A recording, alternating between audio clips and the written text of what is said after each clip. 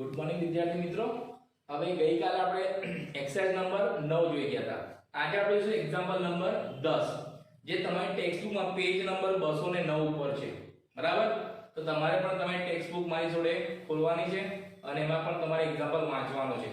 તો પહેલા આપણે એક્ઝામ્પલ સમજીશું કે એક્ઝામ્પલમાં આપણને કઈ કઈ માહિતી આપી છે। એ એક્ઝામ્પલ વાંચ્યા પછી જ આપણને આઈડિયા આવશે કે આપણે શું કરવાનું છે, બરાબર। તો હું જે રીતે તમને સમજાવું તમારે એ રીતે એક્ઝામ્પલ વાંચવાનો છે અને પછી સમજવાનો છે અને પછી સ્ટેપ બાય સ્ટેપ આપણે એક્ઝામ્પલ કરીશું। તો સૌપ્રથમ આપણે એક્ઝામ્પલ રીડ કરીશું। તો વિદિત અને વિશાલ 2:3 ના પ્રમાણમાં નફો નુકસાન વહેતા ભાગીદારો છે। તારીખ 31/3/2016 ના રોજ તેમની પેઢીનું પાકું સર નીચે મુજબ હતું અને વિદિત અને વિશાલ બે ભાગીદાર છે અને જૂનું નફા નુકસાન પ્રમાણ આપણને આપેલું છે 2:3, બરાબર। એ યાદ રાખવાનું। પછી હવે નીચે પાકું સર છે, તો પાકા સરેમાં શું જોવાનું એ મેં તમને કીધું હતું। તો આપણે પહેલા મૂડી દેવા જોઈશું અને પછી મિલકત લેણાવા જોઈશું। સૌપ્રથમ આપણે એ જોવાનું કે એવી કોઈ ખાતાની બાકીઓ આપી છે જે ભાગીદારો વચ્ચે વહેંચાશે, જૂના ભાગીદારો વચ્ચે, બરાબર ને, અનામત અને નફા નુકસાનની વહેંચણી વાળી। તો આપણે પહેલા એ જોઈશું। તો મૂડી ખાતા એ તો વહેંચાય નહીં, આપણને ખબર છે। મૂડી ખાતા શું છે, આપણને આકસ્મિક અનામત એ વહેંચાશે, તો એની પર ટીક કરો। પછી કામદાર વળતર અનામત એ પણ વહેંચાશે, તો એની પર ટીક કરો। રોકાણ અનામત એ પણ વહેંચાશે, તો એની પર પણ ટીક કરવાની, બરાબર। પછી આવે છે લેણદારો અને ગાલખાત અનામત, તો લેણદારો અને ગાલખાત અનામત વહેંચાય નહીં, બરાબર। એટલે આમાંની ત્રણ વસ્તુ વહેંચાશે, એટલે ત્યાં ટીક કરો, બરાબર છે। પછી આપણે મિલકત ગણવા જોઈએ। તો મિલકત ગણવા કઈ કઈ વસ્તુ આપી હોય તો વહેંચાય, તો મેં તમને કીધું હતું, પાઘડી આપી હોય તો, નફા નુકસાન ખાતાની બાકી આપી હોય તો, જાહેરાત ઝુંબેશ ખર્ચ આપ્યો હોય તો, સંશોધન ખર્ચ આપ્યો હોય તો, નહીં માંડવાળા મહેસૂલી ખર્ચા આપ્યા હોય તો એ વહેંચાય। તો એમાંથી કોઈ પણ વસ્તુ આપણને આગળ આપી છે, આપણે જોવાનું। ચલો, તો પહેલા મકાન છે તો ના વેચાય, યંત્રો ના વેચાય, સ્ટોક ના વેચાય, દેવાદારો ના વેચાય, બેંક ના વેચાય, રોકાણો એ ના વેચાય। એનો અર્થ એવો થયો કે અહીંયા આગળ મિલકત ના બાજુ એવી કોઈ બાકી આપી નથી કે જૂના ભાગીદારો વચ્ચે વહેંચાય। એટલે આપણને ખબર પડી ગઈ મૂડી દેવા પછી ત્રણ અનામતો ખાલી આપણે વેચવાની છે, બરાબર। સૌથી પહેલા આપણે આ જોઈ લેવાનું શું શું વેચવાનું છે। એના પછી આપણે જે નીચે હવાલા આપ્યા છે આપણે હવાલા જોઈશું। તો પહેલો વાળો કયો છે, જો તારીખ 1/4/2016 ના રોજ તેઓએ બંટીને નવા ભાગીદાર તરીકે નીચેની શરતોએ પ્રવેશ આપ્યો। એટલે 1/4/2001 કોને કહ્યું, આપણે બંટીને પ્રવેશ આપ્યો। નવા ભાગીદારનું નામ શું છે, બંટી છે, પણ બંટીને કેટલા ભાગે પ્રવેશ આપ્યો એની માહિતી આપણને આપી નથી। આગળના બે દાખલામાં 8મા નંબરમાં અને 9મા નંબરમાં આપણને માહિતી આપી દીધી કે નવા ભાગીદારનો ભાગ કેટલો છે, કારણ કે બંને દાખલામાં આપણે નફા નુકસાન નવું પ્રમાણ આપેલું હતું। એટલે નફા નુકસાન નવું પ્રમાણ આપેલું હોય એટલે છેલ્લું પ્રમાણ કોનું હોય, નવા ભાગીદારનું હોય, પણ એ આપણને આપ્યું નથી, એટલે આપણે શોધવાનું, બરાબર। તો શું આવ્યું છે આગળ આપણે જોઈએ। પહેલો વાળો, વિદિત તેના ભાગમાંથી 1/4 ભાગ અને વિશાલ તેના ભાગમાંથી 1/8 ભાગ બંટીની તરફેણમાં ત્યાગ કરશે। એટલે જૂના બે ભાગીદારો કેટલો ત્યાગ કરશે ને એની માહિતી આપણને આપેલી છે।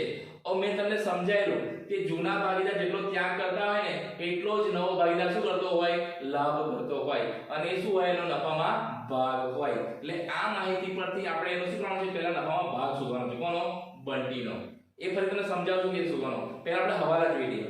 પછી બીજો વાળો કયો છે, બંટી મૂડી તરીકે 72000 અને તેના ભાગની પાઘડી રોકડમાં લાવશે। એટલે મૂડી તરીકે કેટલા પૈસા લાવશે એ આપણને આપ્યા છે, પણ તેના ભાગની પાઘડી રોકડમાં લાવશે એવું કીધું છે, પણ કેટલી લાવશે આપણને માહિતી આપી નથી। એટલે આપણે રકમ શોધવાની કે બંટીના પાઘડીના પ્રીમિયમ પેટે રોકડ કેટલી લાવશે, બરાબર।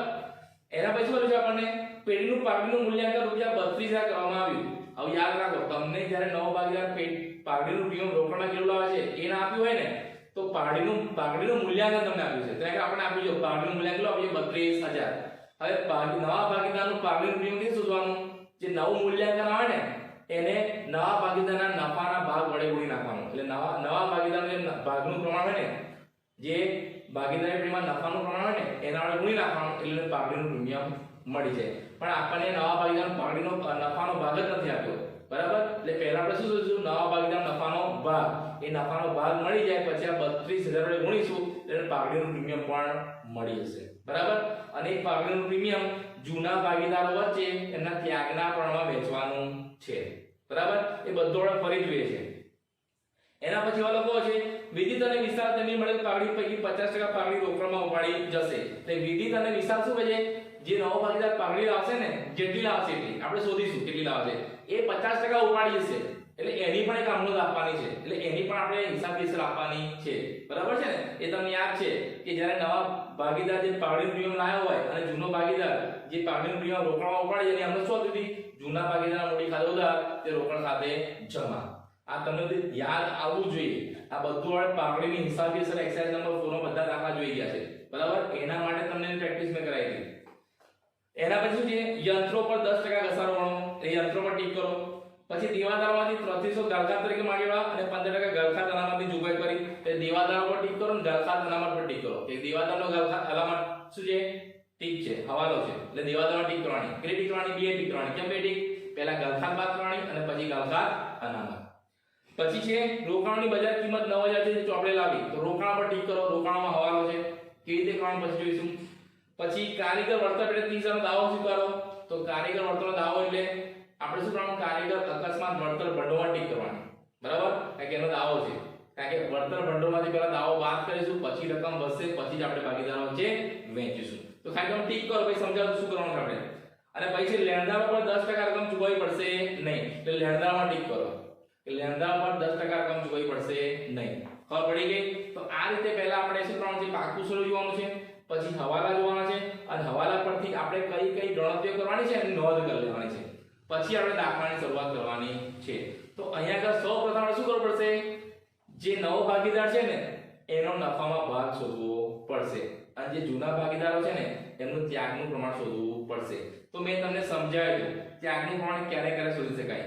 જો ખાલી જૂના ભાગીદારનું જૂનું પ્રમાણ જ આપ્યું હોય ને તો ત્યાગનું પ્રમાણ શોધી શકીએ નહીં, પણ જૂના ભાગીદારનું જૂનું પ્રમાણ સાથે સાથે આપણને એનો ત્યાગ આપ્યો હોય, બરાબર છે, કે નવું પ્રમાણ આપ્યું હોય, તો આપણે ત્યાગનું પ્રમાણ શોધી શકીએ છીએ. તો આપણને અહીંયા જૂના ભાગીદારનો ત્યાગ આપેલો છે, બરાબર ને?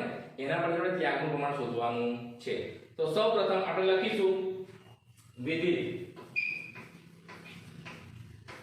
બરાબર છે, અને વિશાળ કેટલો કિલો ત્યાગ કરે છે. તો આપણને આપી જો વિધિ કેટલો કરે છે?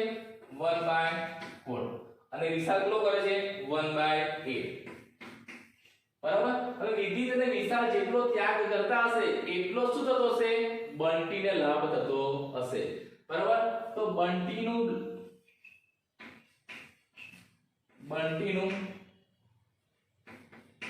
નફામાં ભાગ બરાબર, બંટીનો નફામાં ભાગ બરાબર શું આવશે? વિદિતનો ત્યાગ વત્તા વિશાળનો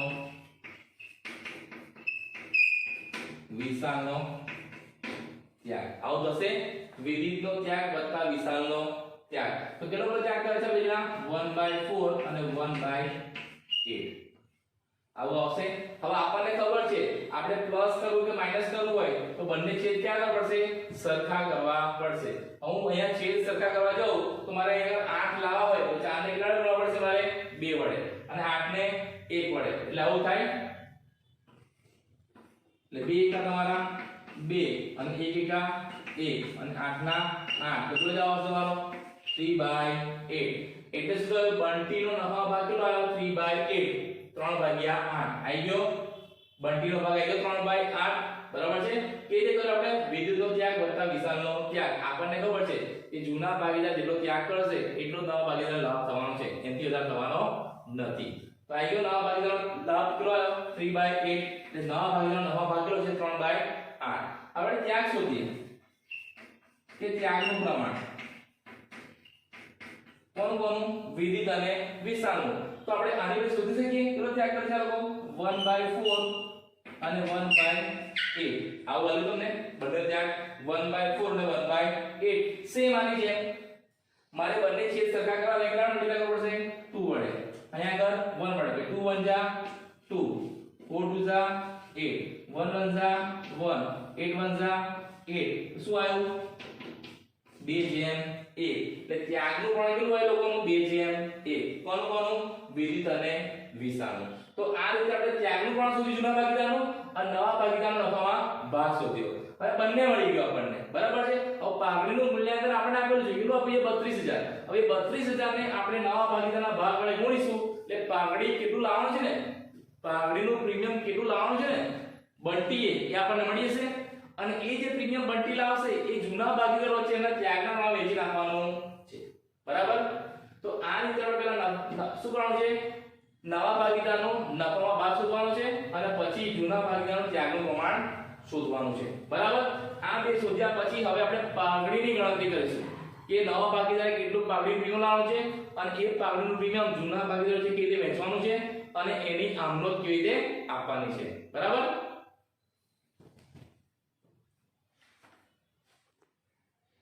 સારું, હવે બંટી કેટલું લાવવાનું પાઘડીનું પ્રીમિયમ તો મેં તમને સમજાયેલું કે શોધવાનું છે કે બંટીએ લાવવાનું પાઘડીનું પ્રીમિયમ બરાબર પાઘડીનું મૂલ્યાંકન જે આપણને હવાલામાં આવ્યું છે કેટલું પછી છે પાઘડીનું મૂલ્યાંકન 32000 ગુણ્યા નવા ભાગીદારનો ભાગ તો નવો ભાગીદાર કોણ છે બંટી એનો નવો ભાગ કેટલો આપણે શોધ્યો 3/8 તો કેટલા આવશે 12000 રૂપિયા એટલે બંટીએ પાઘડીના પ્રીમિયમ પેટે 12000 રૂપિયા લાવવાના છે અહીંયા આપણને આપ્યા નથી આપણને ખાલી એટલી જ માહિતી આપી છે કે બંટી પાઘડીનું પ્રીમિયમ રોકડમાં લાવશે પણ કેટલું લાવશે આપણને આપ્યું નતું તો આપણે આ શોધવાનું છે કેટલું લાવશે તે હવે જે 12000 છે ને એ વિદિત અને વિશાલ એના ત્યાગના પ્રમાણ વેચવાનું છે તો ત્યાગનું પ્રમાણ શું આવ્યું આપણું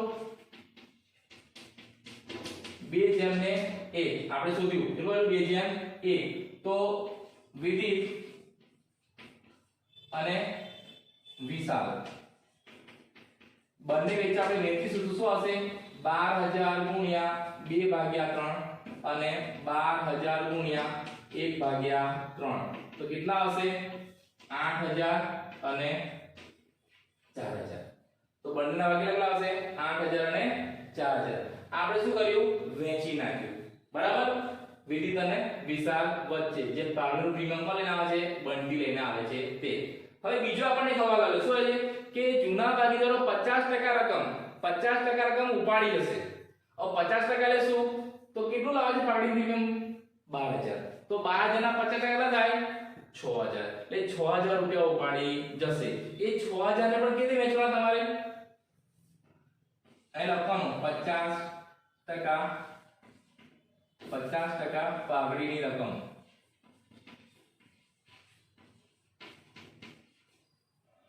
ઉપાડી જાય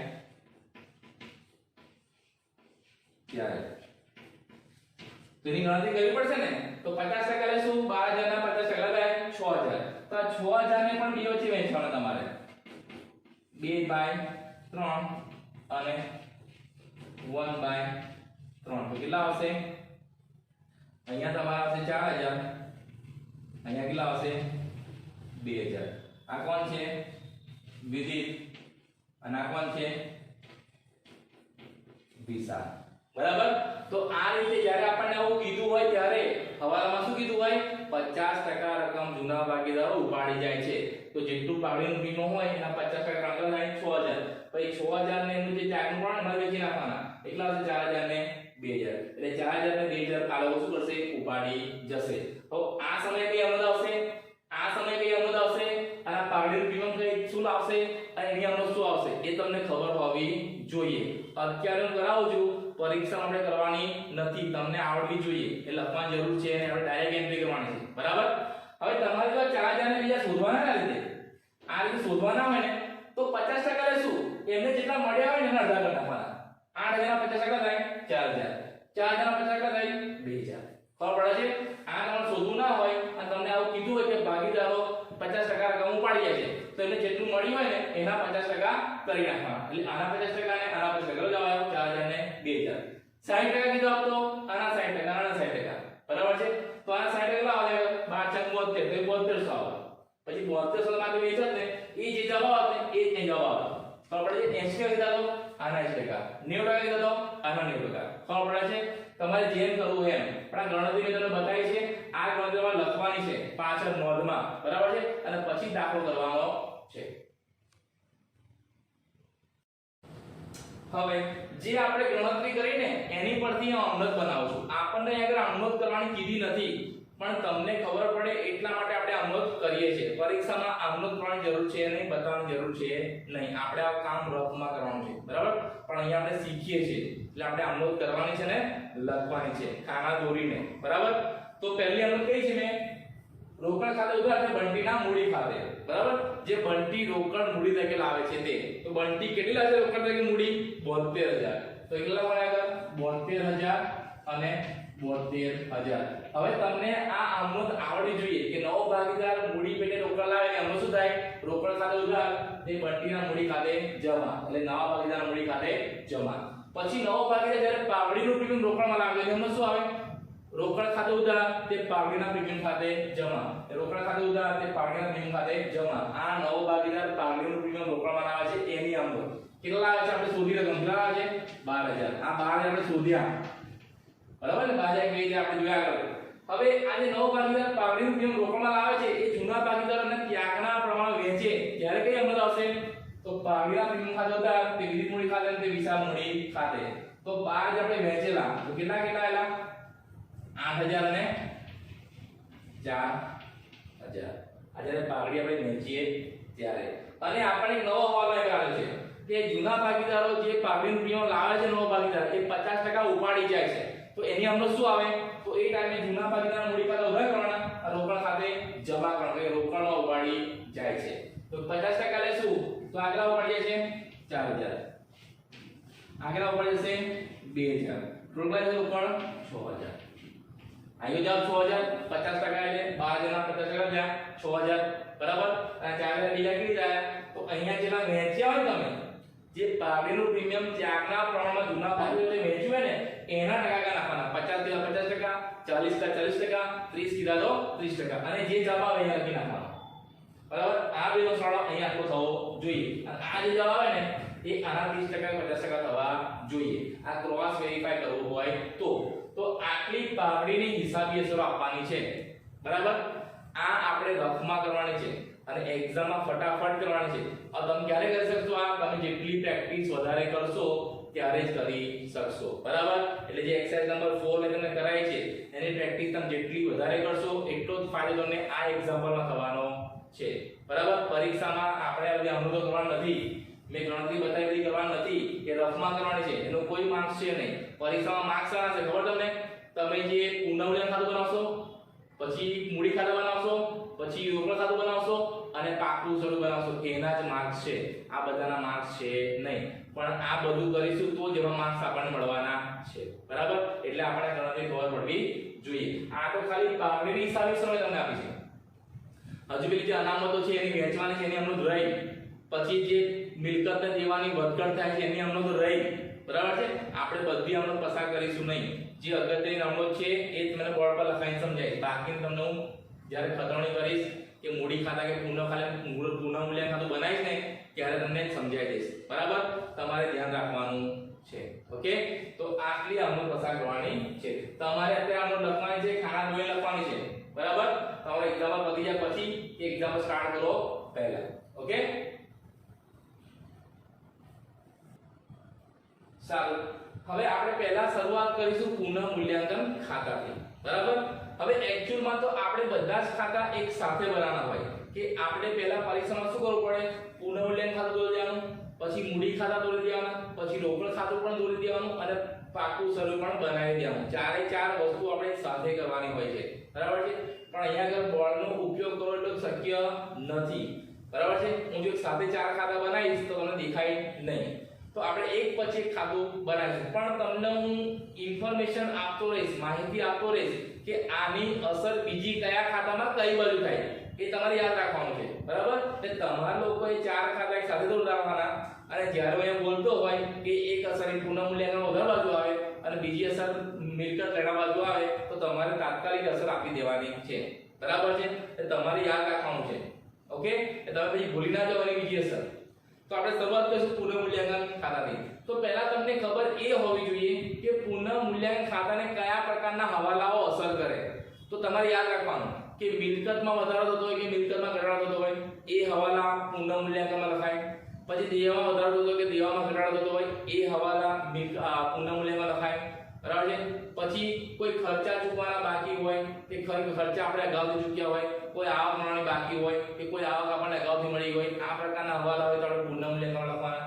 પછી આપણને કોઈ ઘસારો ગણવાનો કીધો હોય કે ઘાલખાલ ગણવાની કીધી હોય કે ઘાલખાલ અનામત ગણવાની કીધી હોય તો એની અસર પુનઃમૂલ્યાંકનમાં આવે બરાબર. પછી બીજી આપણે રોકાણ વધઘટ અનામત આપી હોય અને કામદાર વળતર અનામત આપી હોય બરાબર છે પણ એ અનામતો ઓછી હોય પણ કામદાર વળતર અનામતનો દાવો વધારે હોય કે રોકાણ અનામત કરતા ખોટ વધારે હોય, તો એ સંજોગોમાં જે દાવાની જેટલી રકમ વધારે હોય અને રોકાણની ખોટની જેટલી રકમ વધારે હોય એ બંને પુનઃ મૂલ્યાંકન સાથે ઉધાર કરવામાં આવે છે. બરાબર? તો આ રીતે તમારે યાદ રાખવાનું છે. તો આપણે એક પછી એક હવાલો જોઈશું. બરાબર? તો સૌથી પહેલા આપણે જે નીચે હવાલા આપ્યા છે એમાંથી કયો હવાલો પુનઃ મૂલ્યાંકન અસર કરશે? જો પહેલો નહીં કરે, બીજો નહીં કરે, તમારે તમારા ટેક્સ્ટમાં જોવાનું છે. ત્રીજો નહીં કરે, ચોથો નહીં કરે, પાંચમો કરશે. કયો છે પાંચમો? યંત્રો પર 50-10% ઘસારો ગણવો. હવે યંત્રો પર ઘસારો ગણીએ એટલે યંત્રની કિંમતમાં ઘટાડો થાય. અને મેં શું કીધું તમને? મિલકતની કિંમતમાં વધારો ઘટાડો થાય એની અસર ક્યાં આપવાની? પુનઃ મૂલ્યાંકન ખાતામાં આપવાની. બરાબર? અને બીજી અસર ક્યાં આપવાની? મિલકત લેણા બાજુ. કારણ કે આપણે યંત્ર ક્યાં દેખાડીશું? પાકા લેવા મિલકત બાજુ. તો પહેલો કયો હશે? યંત્ર ખાતે. યંત્ર ખાતે. બરાબર? હવે આને આમનો શું થાય? જ્યારે મિલકતની કિંમતમાં ઘટાડો થાય તો આમનો શું થાય? પુનઃ મૂલ્યાંકન ખાતે ઉધાર, યંત્ર ખાતે જમા. બરાબર ને? યંત્ર પરનો ઘસારો એ આપણું નુકસાન છે. બરાબર છે? અને જ્યારે પણ નુકસાન થાય તો પુનઃ મૂલ્યાંકન શું થાય? ઉધાર થાય. તમારે શું યાદ રાખવાનું? આપણને હવાલામાં જો ઘસારો ગણવાનું કીધો હોય તો એક હવાલાની એક અસર ક્યાં આપવાની? પુનઃ મૂલ્યાંકનમાં ઉધાર બાજુ. બરાબર? અને બીજી ક્યાં આપવાની? મિલકત લેણામાં જે તે મિલકતમાંથી બાદ કરવાનો. હવે ઘસારો ગણતા તમને આવડે છે. 10% એટલે શું? તો તમને જે જૂના પાકા શ્રેણીમાં યંત્રોની કિંમત આપી છે, કેટલી આપી છે આપણને? 30,000. તો 30,000 ના 10%. તો 30,000 ના 10% કરે કેટલા આવશે? 3,000. બરાબર? આની બીજી અસર ક્યાં આપવાની? પાકા શ્રેણીમાં મિલકત લેણામાં આપણે યંત્ર લખીશું, યંત્રોમાંથી 3,000 રૂપિયા ઘસારો બાદ કરીશું. એ જ્યારે પાકું શ્રેણી બનાવી ત્યારે તમને સમજાવીશ. પણ તમને અત્યારે સમજાવી દઉં કે એની બે અસર કઈ કઈ આવે છે. બરાબર? પછી બીજો વાળો કયો છે? દેવાદારોમાંથી રૂપિયા 3600 ઘરખાત તરીકે માંડી વાળવો અને 15% ઘરખાત અનામતની જોગવાઈ કરાવી. એટલે આપણે અહીંયા કહેજો ઘરખાત અને ઘરખાત અનામતનો હવાલો છે. એની અસર ક્યાં થાય? દેવાદારો પર થાય. એટલે તમને દેવાદારો આપ્યા છે. કેટલા દેવાદારો આપ્યા છે આપણને? જો દેવાદારો આપણને લે છે 39,600. તમને 39,600 દેવાદારો આપ્યા છે. તો દેવાદારો સૌથી પહેલા શું બાદ થાય? ઘરખાત બાદ થાય. આપણને ખબર છે. તો હવાલાની ઘરખાત કેટલી છે આપણી? 3600. લે 3600 બાદ કરતો ઘરખાત. એ કેટલા વધશે? આગળ 36,000 વધશે. 39,600 માં 3600 બાદ કેટલા વધશે? 36,000 વધશે. આ 3600 જે ઘરખાત છે, તો ઘરખાત આપણને શું કહેવાય? નુકસાન થાય. હવે તમને જ્યારે એવું ખબર પડે પ્રવેશ વખતે ઘરખાત આટલી થઈ તો આપણું નુકસાન થયું. અને નુકસાન થાય શું કરવાનું? પુનઃ મૂલ્યાંકન ખાતે ઉધાર કરવાનું. તો એનું શું આવે? પુનઃ મૂલ્યાંકન ખાતે ઉધાર એટલે ઘરખાત ખાતે જમા. એટલે પુનઃ મૂલ્યાંકનમાં ઉધાર પછી ઘરખાત ખાતે લખવાનું. કેટલા? 3600. જેટલી ઘરખાત આપણને હવાલામાં કીધી હોય એટલી. કીધી હોય તો, ના કીધી હોય તો નહીં. અહીંયા આપણને કીધી છે 3600 રૂપિયા ઘરખાત છે. હવે ઘરખાત દેવાદારમાંથી ઘરખાત બાદ કર્યા પછી વધતી રકમ પર આપણે શું કરીએ છીએ? ઘરખાત અનામતની ગણતરી કરીએ છીએ. તો કેટલા ટકા ઘરખાત અનામત કીધી છે આપણને? આગળ 15%. તો આ 36,000 ના 15% કરવાના છે. 36,000 ના કેટલા કરવાના છે? 15% કરવાના છે. એટલે કેટલા આવશે? 5400 રૂપિયા આવશે. કેટલા આવશે? 5400 રૂપિયા આવશે. એટલે આપણે નવી ઘરખાત અનામત કેટલી આવી? 5400 આવી. બરાબર? તમારે ગણતરી કરવાની છે. 36,000 ના કેટલા ટકા કીધા મેં? 15%. એટલે કેટલા આવશે? 5400 રૂપિયા આવશે. બરાબર? હવે આ જે 5400 રૂપિયા આયા, આ જે 5400 રૂપિયા આયા છે તે આપણી નવી ઘરખાત અનામત. પણ તમને જૂની ઘરખાત અનામત આપી છે. જો કેટલી આપી છે? મૂડી દેવા જવાની જો 1800 રૂપિયા આપી છે. બરાબર? એનો મતલબ શું થયો? આપણી જોડે જૂની ઘરખાત અનામત 1800 છે, પણ આપણે જરૂર કેટલાની છે? 5400 ની છે.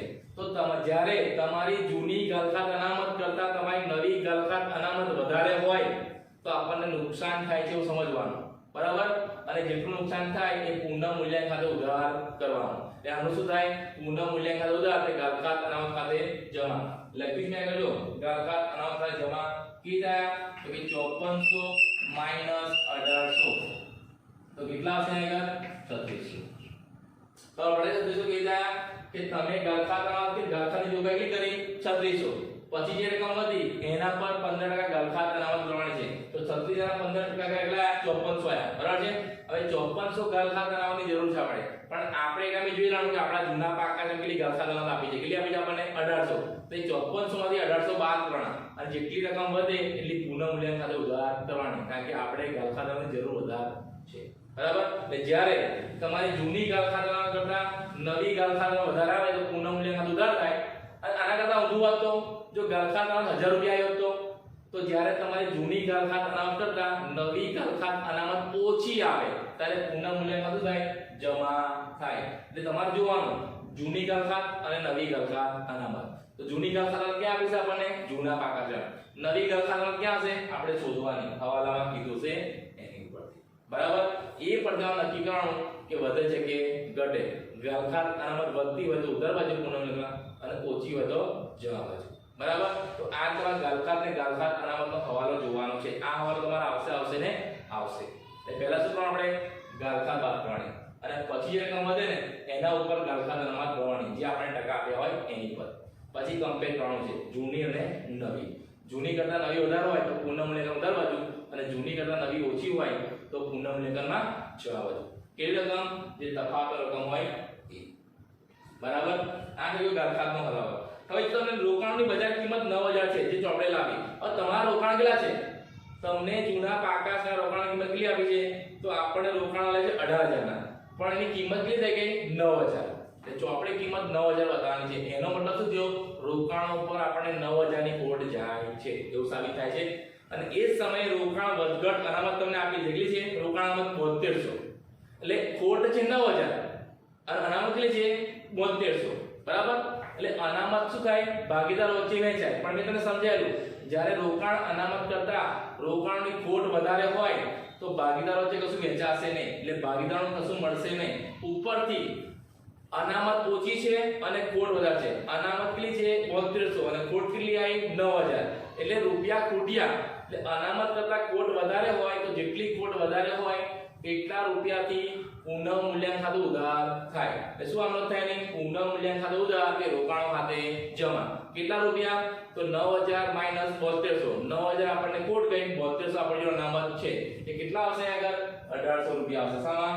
રોકાણો ખાતે. આપણને આટલી ખોટ ગઈ. આમ તો રોકાણો ખાતે આપણને 9000 ગઈ ખોટ. બરાબર ને? રોકાણો ખાતે કેટલી ખોટ ગઈ આપણને? 9000. એટલે એક્ચ્યુઅલમાં રોકાણો ખાતે 9000 આવવા જોઈએ. પણ 9000 કેમ ના આવ્યા? કારણ કે આપણી રોકાણ વધઘટ અનામત હતી. એટલે અનામતમાંથી ખોટ બાદ કરવાની. બરાબર? અનામતમાંથી ખોટ બાદ કરતા રકમ વધે તો ભાગીદાર વચ્ચે વહેંચાય. પણ અનામતમાંથી રકમ બાદ કરતા રકમ ખૂટે, અનામતની રકમ ખૂટે.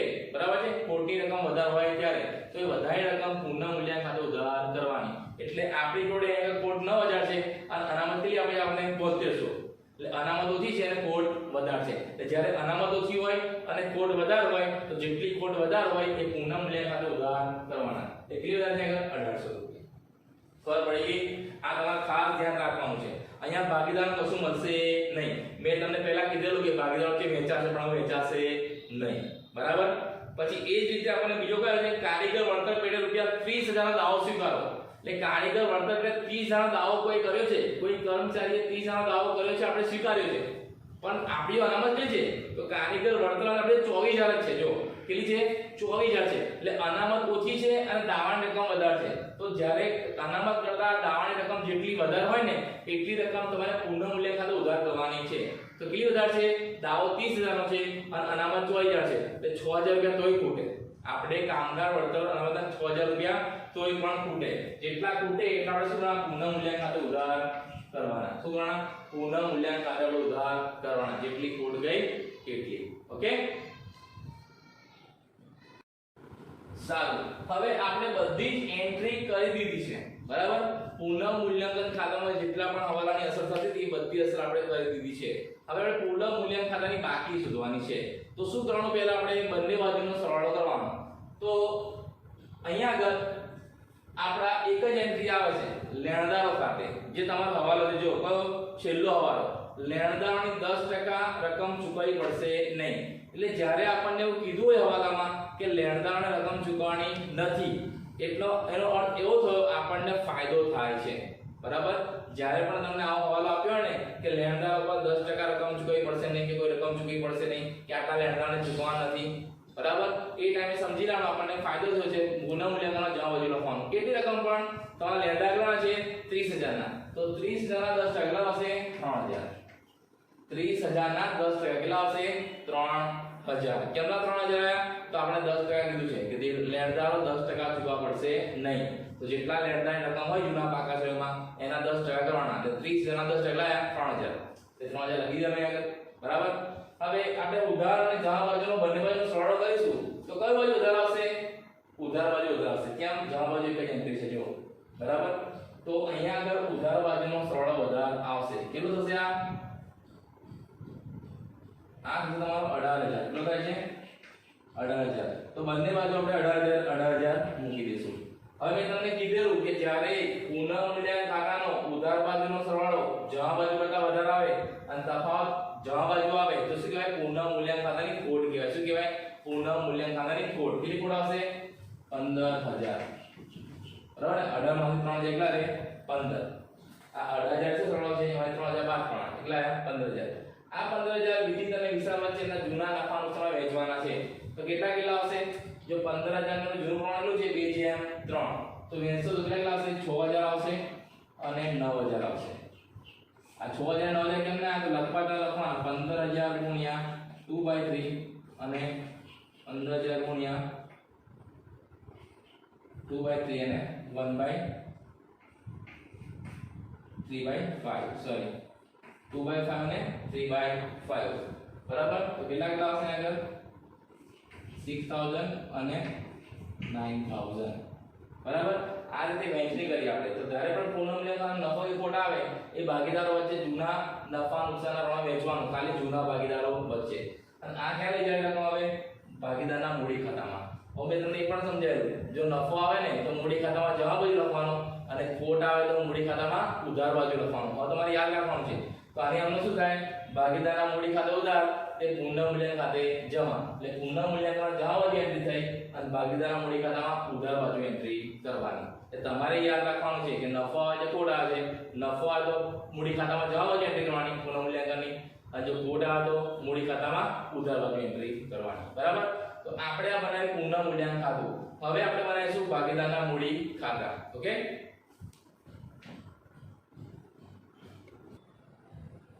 સારું, હવે આપણે બનાવી દીધું પુનઃમૂલ્યાંકન ખાતું. એના પછી બનશે ભાગીદારના મૂડી ખાતા. તો મૂડી ખાતું કેમનું બનાવવું છે તમને ખબર છે. બરાબર? 3 ભાગીદાર છે અહીંયા. કોણ છે? વિદિત, વિશાલ ને બંટી. વિદિત, વિશાલ ને બંટી. હવે મૂડી ખાતામાં સૌપ્રથમ કઈ એન્ટ્રી આપવાની છે? આપણે બાકી આગળ લાવ્યા. આ બાકી ક્યાંથી લાવવાની છે? આપણે જૂના પાકા સળિયામાંથી. તો જો તમને જૂના પાકા સળિયામાં વિદિત અને વિશાલની મૂડી આપી છે, કેટલી આપી છે? 48000 ને 60000. તો અહીંયા આગળ લખીશું 48000 અને અહીંયા લખીશું 60000. બંટીની મૂડી આવશે નહીં, કારણ કે બંટીની મૂડી જૂના પાકા સળિયામાં આપી નહીં. બરાબર? તો સૌપ્રથમ આપણે મૂડીની એન્ટ્રી આપવાની છે. હવે તમને ખ્યાલ આવી ગયો છે. પછી બીજી એન્ટ્રી કઈ આપવાની છે? નવો ભાગીદાર રોકડ પેટે લાવે છે મૂડી. એની અંદર તમે લખી જો રોકડ ખાતે ઉધાર એટલે બંટીના મૂડી ખાતે જમા. તો એની ખતરણી કેવી થાય? બંટીના મૂડી ખાતામાં જમા બાજુ રોકડ ખાતે. કેટલી મૂડી લાવે છે બંટી?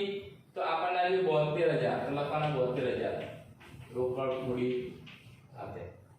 આ બે એન્ટ્રી તમને ખબર પડી જવી જોઈએ. બરાબર? એના પછી જે અનામતો, બરાબર છે, 3 અનામતો આપી છે આપણને પાકા શ્રેણીમાં મૂડી દેવા જોઈએ, એ ભાગીદારો વચ્ચે વહેંચીએ એની ખતરણી. પણ એમાંથી 2 અનામતો વહેંચાશે નહીં. કેમ? આપણી જે અનામતો છે એના કરતા વધારે દાવો છે, એના કરતા વધારે ખોટ છે. બરાબર? એટલે ખાલી એક જ અનામત વહેંચાશે. કઈ? આકસ્મિક અનામત. કઈ?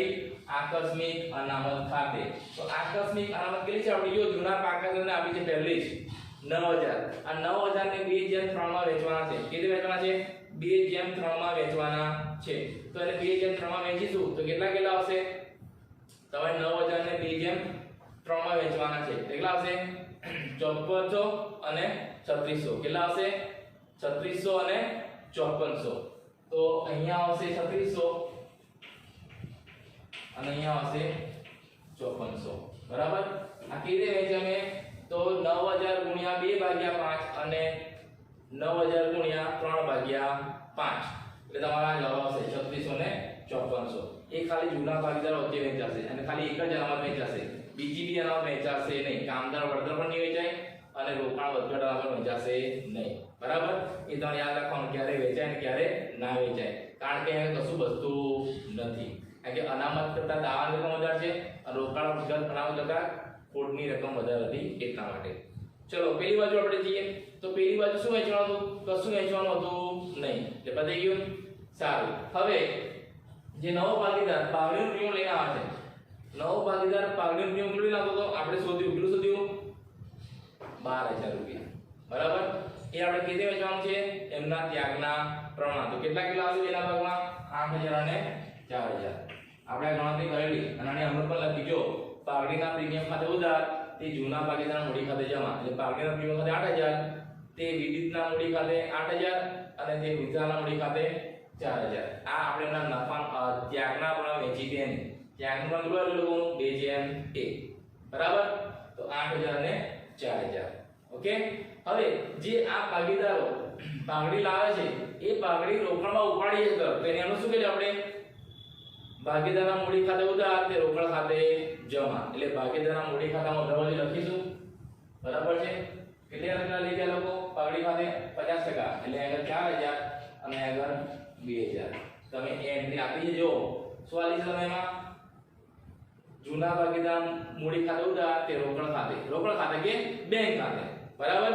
તો એ સાના પૈસા લઈ ગયા પાઘડીના એટલા માટે બ્રેકેટમાં પાઘડી લખ્યું તમને ખબર પડે કે પાઘડીના પૈસા લઈ ગયા એની આપણો છે બરાબર તો જ્યારે જૂના ભાગીદારો જે નવો ભાગીદાર પાઘડી પ્રીમિયમ લાવે છે અને એમાં તેને જે ભાગ મળે છે એમાંથી કોઈ પણ રકમ જો ઉપાડી જાય તો એની બીજી એન્ટ્રી ક્યાં આપવાની તમારે મૂડી ખાતામાં ઉધાર બાજુ અને આની બીજી એન્ટ્રી ક્યાં આવશે રોકડ ખાતામાં આવશે એ આપણે રોકડ ખાતું બનાવીશું ત્યારે જોઈશું આ બેની પણ બીજી એન્ટ્રી ક્યાં આવશે રોકડ ખાતામાં આવશે આ મૂડી પેટે લાવે છે અને પાઘડીના પ્રીમિયમ લાવે છે એ પણ ક્યારે જોઈશું આપણે રોકડ ખાતું બનાવીશું ત્યારે બરાબર પણ અત્યારે તમે આટલી યાદ રાખવાનું મૂડી ખાતામાં આટલી એન્ટ્રી આવશે એના પછી પુનઃ મૂલ્યાંકન ખાતામાં ખોટ છે જો પુનઃ મૂલ્યાંકન ખાતામાં જ્યારે ખોટ હોય તો ક્યાં લખાશે મૂડી ખાતામાં ઉધાર બાજુ તો કેટલી ખોટ આવી લોકોની 15000 કેટલા ભાગે આવેલા તો કે 9000 અને 6000 અને 9000 બરાબર ને 6000 અને 9000 જૂનું પ્રમાણ છે એનું 2/3 આપણે એમાં વહેંચ્યું હતું એટલે તમને ખબર પડી જોઈએ પુનઃ મૂલ્યાંકન ખાતાની ખોટ આવે પુનઃ મૂલ્યાંકન ખાતાની ખોટ આવે ક્યાં લખવાનું મૂડી ખાતામાં ઉધાર બાજુ અને નફો ક્યાં લખવાનું જમા બાજુ અહીંયા શું છે ખોટ એટલે ક્યાં લખ્યું આપણે ઉધાર બાજુ હવે બધી એન્ટ્રી થઈ ગયા પછી આપણે મૂડી ખાતાનો સરળ ગણો છે મૂડી ખાતાનો હંમેશા જમા બાજુનો સરળ ઉધાર આવે એ પહેલા આપણે જમા બાજુનો સરળ ગણો પછી બંને બાજુ લખી નાખવાનું અને પછી ઉધાર બાજુની એન્ટ્રી હોય એમાંથી બાદ કરી અને ભાગીદારની મૂડીની બાકી શોધવાની છે જે બાકી આપણે પાકા શ્રેણીમાં બતાવીશું કયા પાકા શ્રેણીમાં નવા પાકા શ્રેણીમાં તો સૌપ્રથમ બંટી ટોટલ આવશે 72000 બરાબર છે પછી વિસાનું કેટલું આવશે તો કે 69400 પછી વિદ્યુતનું વિદ્યુત કેટલું આવશે 59600 આ બંને ટોટલ બંને બાજુ લખી દેવાના છે ત્યારે હું 59600 પછી 69400 અહીંયા 72000 હવે આમાંથી આપણે આમાં જે રકમ લખી હોય ઉધાર બાજુ એ બાદ કરવાની છે એટલે 59600 માંથી આવી રકમ પછી 59400 માંથી આવી રકમ અને 72 માં કોઈ રકમ છે જ નહીં તેની બાકી કેટલી આવશે 72000 અહીંયા કેટલી આવશે 72000 તો વિશાલમાં કેટલી આવશે 58400 અને અહીંયા આગળ આવશે 49600 અને 600 બરાબર તો આ રીતે આપણે ખાતાની બાકી શોધવાની છે બરાબર હવે આ બાકી આપણે ક્યાં લઈશું આપણે જે નવું પાકું સરળ બનાવીશું ને એમાં બતાવવાની છે બરાબર તો આ રીતે આપણે મૂડી ખાતા બનાવવાના છે જેટલી મૂડી ખાતામાં એન્ટ્રી આવતી હોય એટલી એન્ટ્રી આપણે આપવાની છે ઓકે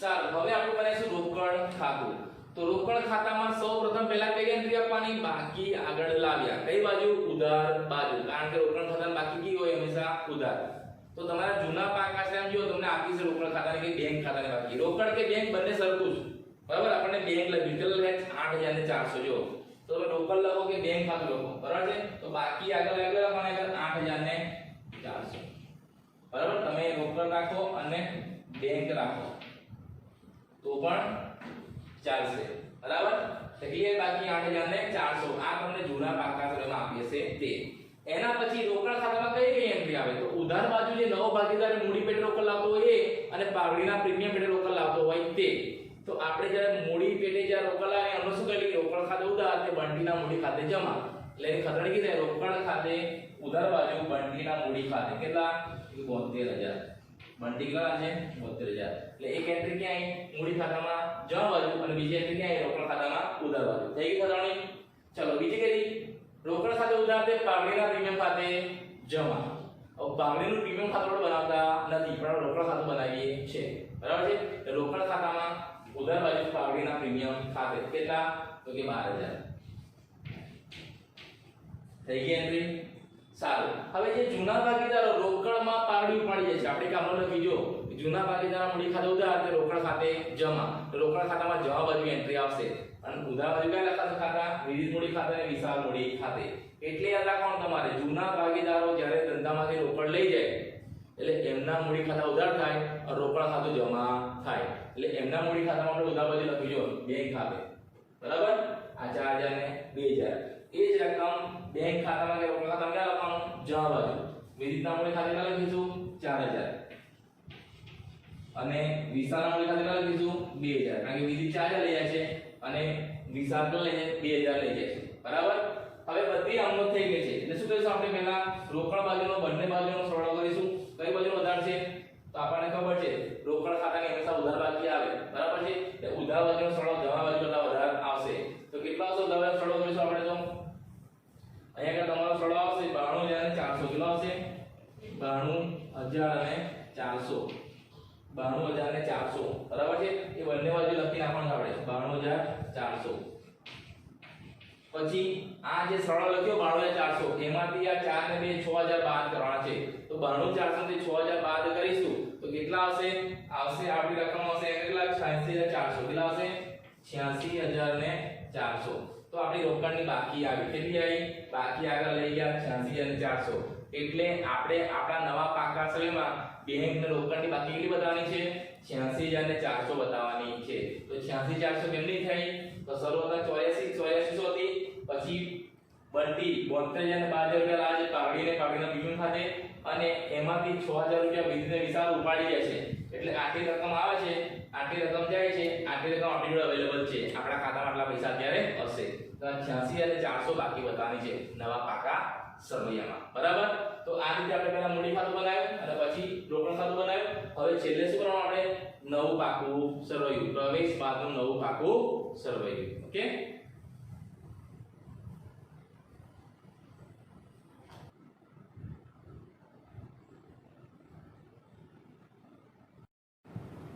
સારું. હવે છેલ્લે આપણે બનાવવાનું છે પાકું સરવૈયું. તો પાકા સરવૈયામાં શું કરવાનું છે, તો આપણને જૂનું પાકું સરવૈયું આવ્યું છે ને એના પરથી નવું પાકું સરવૈયું બનાવવાનું છે.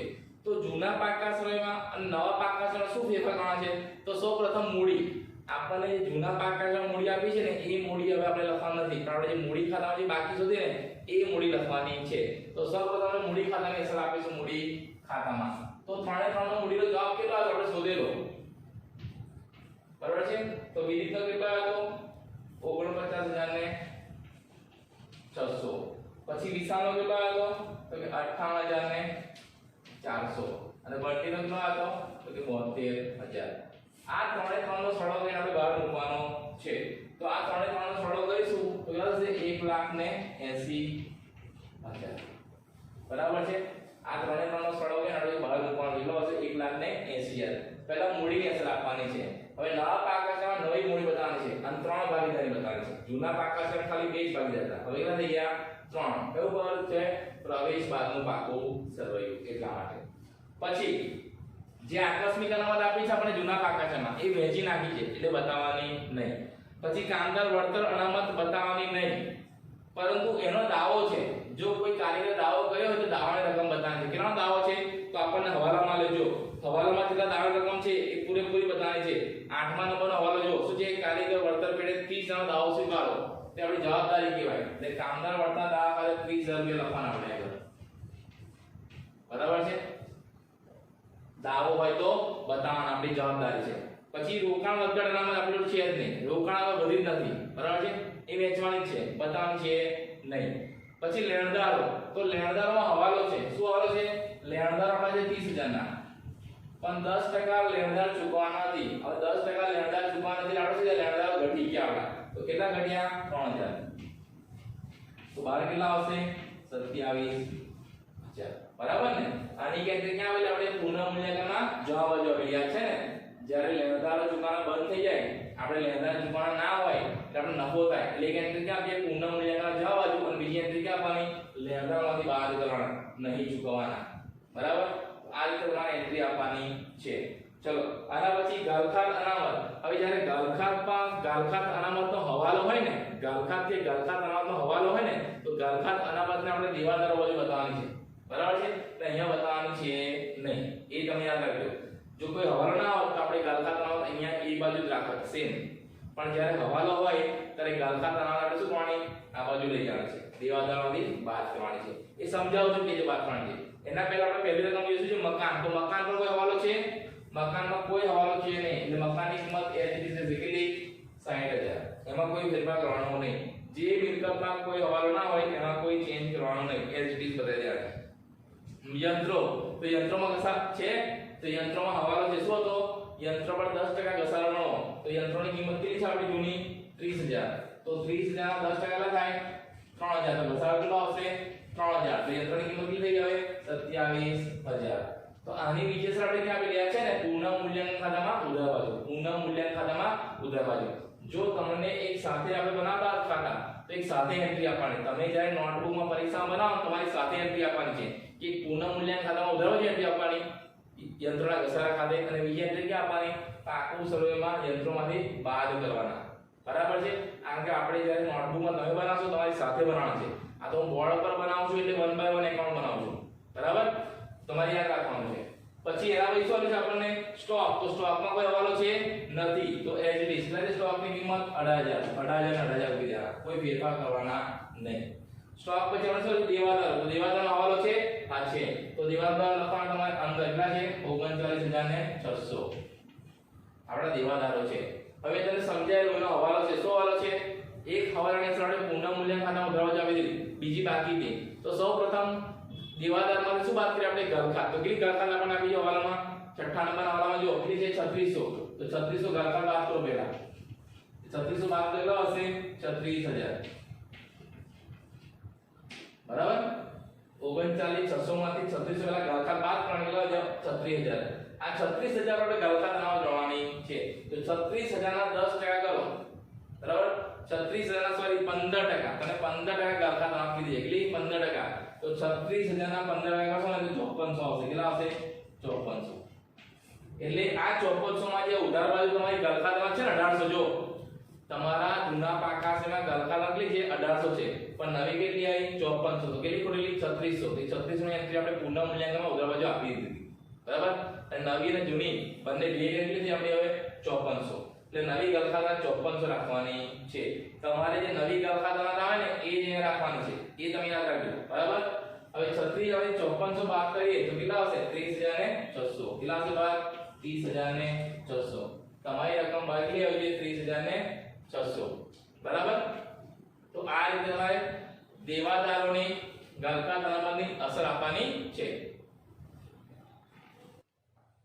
બરાબર છે તો દેવાદારમાંથી પહેલા આપણે જે ગાલખાત આપી હોય હવાલામાં એ બાદ કરવાની એના પછી જે રકમ વધે એ ઉપર તમારે ગાલખાત અનામતની ગણતરી કરવાની જેટલા ટકા કીધી હોય એટલા ટકા એટલે 15% કરે એટલે 5400 આયા 36000 5400 બરાબર 36000 ના 15 એટલે 5400 પછી 36 માંથી 5400 બાદ કરી બહાર રકમ મૂકવાની છે આ તમારે યાદ રાખવાનું આ હવાલો આપણે 11મા ધોરણમાં શીખી ગયા છે વાર્ષિક હિસાબોમાં બરાબર કે પહેલા દેવાદારમાંથી ગાલખાત બાદ થાય અને ગાલખાત બાદ કર્યા પછી વધતી રકમ પર ગાલખાત અનામતની જોગવાઈ કરવાની જેટલા ટકા કીધી હોય એટલા ટકા બરાબર પછી એના પછી આપણે શું લઈએ બેંક તો બેંકનું જૂનું બેલેન્સ લખવાનું બેંકનું નવું બેલેન્સ લખવાનું હવે આપણે શોધ્યું કે રોકડ ખાતાના બેંક ખાતામાં કેટલું આવ્યું તમારું બેલેન્સ 86400 તે લખવાના 86400 જે રોકડનું નવું બેલેન્સ આવ્યું એ રોકડ ને બેંકનું બરાબર અને એના પછી છેલ્લે રોકાણો જો તો રોકાણો કેટલા હતા જૂના પાકા છે એમાં 18000 ના પણ આપણને હવાલો આલ્યો છે કયો હવાલો આલ્યો જો રોકાણને હવાલો આલ્યો તમને 7મા નંબરનો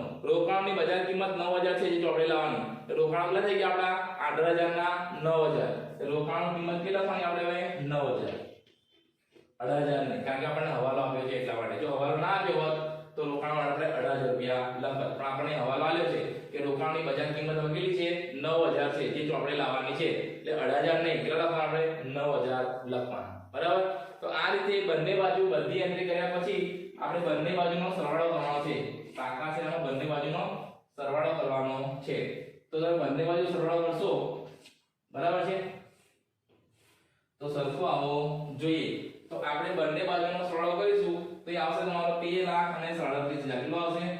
2,37,000. જે બંને બાજુ આપણે લખી દેવાનું છે 2,37,000.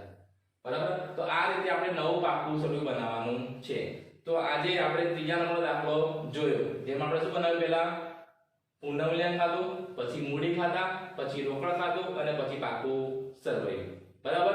તો તમારે આ રીતે આ સમની પ્રેક્ટિસ કરી લેવાની છે. મેં જે રીતે બોર્ડ પર લખ્યું છે તમારે એ રીતે જ તમારી નોટમાં લખવાનું છે. બરાબર છે. અને જે હવાલા મેં તમને સમજાયા છે એની પ્રેક્ટિસ તમારે ઘરે કરવાની છે. અને તમને જે ઉદાહરણ આપ્યા છે એ પણ તમારે જોવાના છે. બરાબર. હવે આવતીકાલે આપણે જોઈશું દાખલા number 11. Okay. Thank you. Have a nice day.